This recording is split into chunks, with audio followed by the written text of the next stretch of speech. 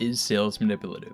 This is something that a lot of people have asked me and something that I've thought about myself. So I don't know, a lot of you may not have known this, but I did door-to-door sales for summer and got promoted to regional sales manager before I left to start my own business, doing marketing for other companies. But what I learned in this summer really changed how I thought about a lot of things, especially in regards to sales. I think it really comes down to your intention, right? And there are lots of different types of salespeople as well. So there's the type of salesperson who's maybe more question oriented, just like asks a bunch of questions to try to get what he wants. And then there's another sales type of person who's more like type A, like super, pushy salesman to try to get what he wants, which is essentially the close, obviously, right? To get the money. When I say I think it really comes down to your intention behind it. And this is something I struggled with myself a lot starting off. And even now from time to time, is sales manipulative, or are you trying to genuinely help the other person? So it kind of is just like where you lie on the spectrum, which will depend on a variety of things, like what are you selling, who are you selling it to, can the person afford it, can they not? So obviously the best reframe that you can have is just to max out your conviction. They gotta like genuinely believe in what you're selling and that it's actually a good thing for humanity, right? Like a good thing that would benefit them, that they genuinely need. So you need to like psyop yourself in a way, even if it's not something you care about. Like let's say you're selling like home internet services, or you're selling security cameras or pest control door to door like I did. You may not genuinely really care about pest control, home internet, security cameras, but you need to convince yourself that it is like the best thing, that you would genuinely like get it for yourself and you really love the idea of it. That's more of like the dark triad version of it. But then the other side is, maybe it's your own service. Maybe you're selling like window washing, gutter cleaning, painting, or like marketing services like me.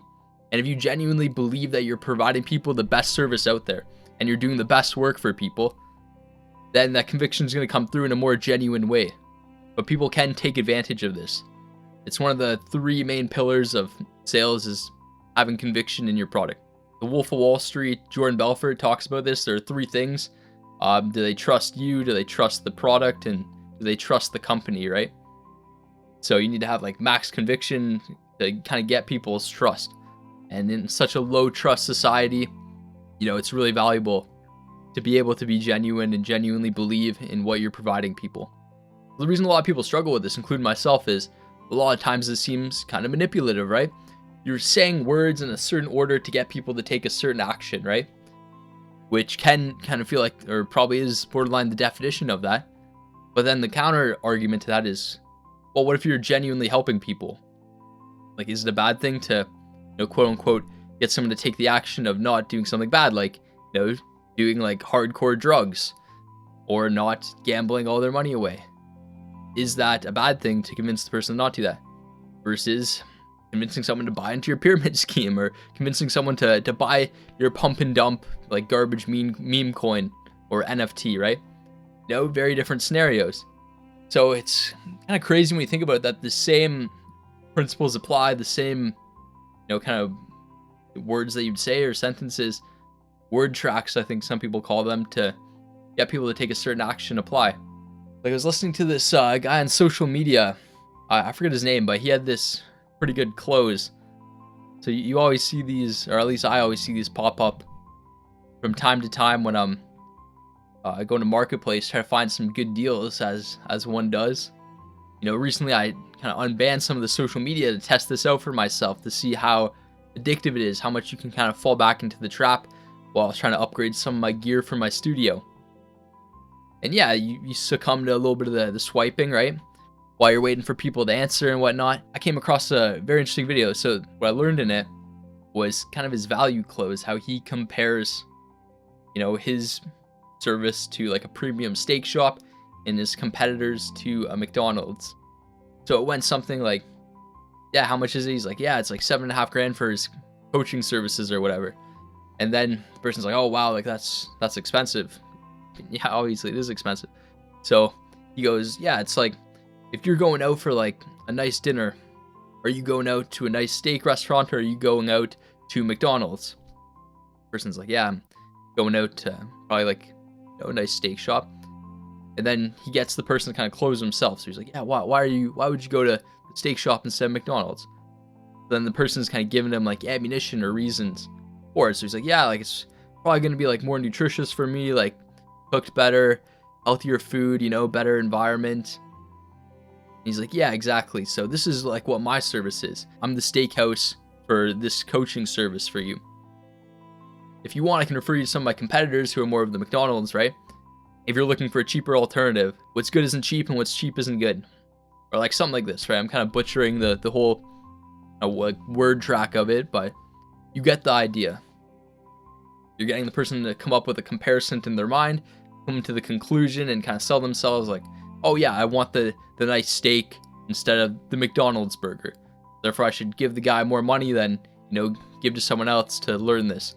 Since I want like the best of the best, not like some budget version of it. So with that example, is that manipulative? Or is that genuinely trying to help the person out to give them the best service? Oh yeah, and he also said, like, I've noticed the people who invest in themselves get the best result and take it the most seriously. Because if you're not going to invest in yourself, right, because the people who aren't willing to invest in themselves usually don't have the work ethic or motivation to really stick it through to, figure it out and make it work. That's like another whole part of it as well. And like from the outside, it can seem like just a bunch of these different tactics just kind of combined together to get what you want, which is just money from this person, give them a service that hopefully benefits them, right? Is he manipulating the person into giving him money? Or is he genuinely helping the person to be able to, potentially change his life? That's something I always think about. I don't know if you guys think about that too. It's like sales always gets this bad rap, but it's one of the best ways to make a living for yourself. Some of the most like millionaires come from sales, right? Actually, I think statistically the most millionaires in the world come from insurance sales specifically, which just tells you that there's a lot of money to be made if you're good at this. But then you have guys on the other side, like maybe like a Grant Cardone or what's the guy's name? Like Elliot something. He's like the car sales guy that teaches you how to sell cars.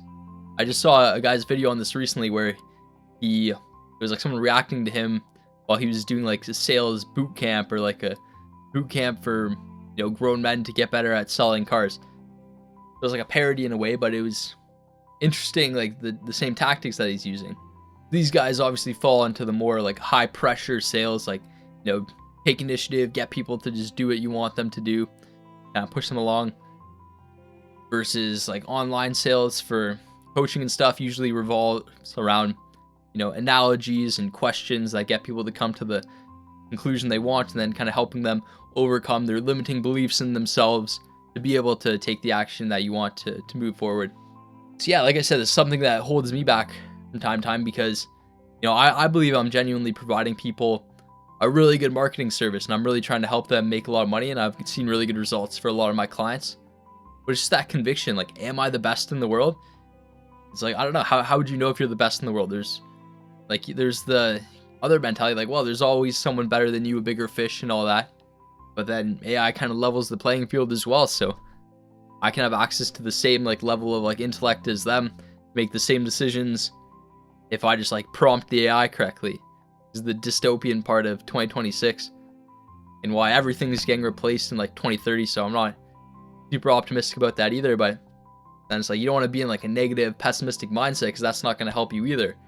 So yeah, if you guys relate to this, let me know down in the comments. But is it just, you being afraid to do the sales, or some type of fear in there, or some type of bad paradigm or mentality around, you're bothering people, you're trying to manipulate them, versus you're helping them, you're providing a good service, a net positive to humanity?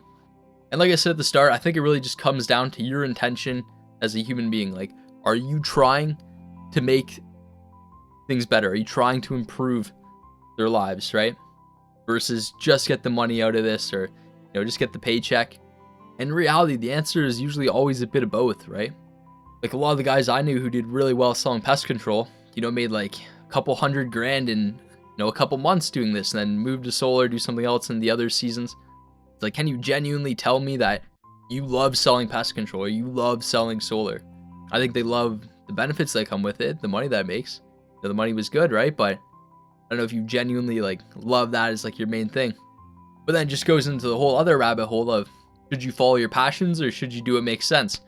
Or the Japanese saying of ikigai, where there's kind of the balance of like what provides value to the world, what do you enjoy doing, and where are your actual skills lying, like what are you good at? And then there's like little subsections. It's like a bunch of Venn diagrams, like a flower almost. But I just kind of update you guys on what I'm doing. I'm sending out 20,000 emails a month is the goal, about 8,000, 7,000 new contacts a month, and then about 14,000 just follow-ups.